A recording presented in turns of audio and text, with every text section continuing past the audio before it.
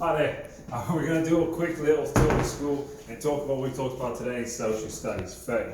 So, today we continued our conversation on the political challenges to liberalism.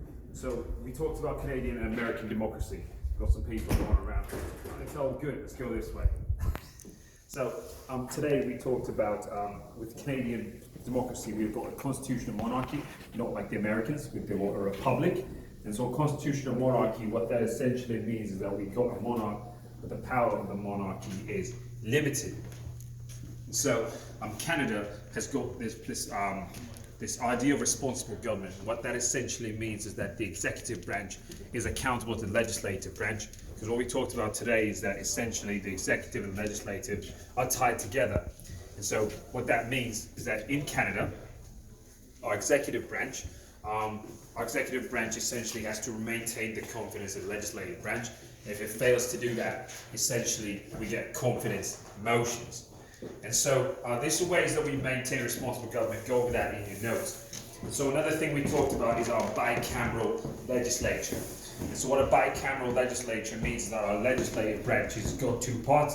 It's got the Senate and the House of Commons. The House of Commons is more rep by pop. The Senate is appointed by the Prime Minister, and it can present some challenges to the will of the people.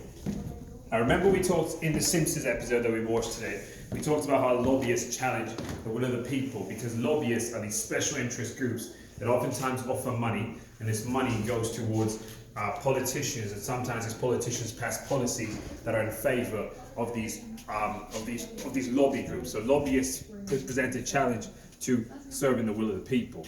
And last thing we talked about is the difference between American and Canadian democracy. We talked about how in America we got the Democrats and Republicans. The Republicans are much more conservative, classical liberal, neoconservative, while the Democrats are much more liberal. Hello. Essentially, I want you guys to go over your notes, how we maintain responsible government, the difference, what we mean by bicameral legislature, the difference between the Senate and the House of Commons.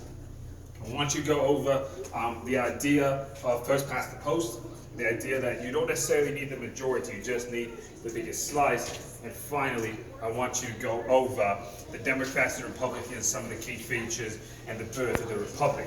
And that's it. Thank you for following. Thank you for watching. See you guys tomorrow.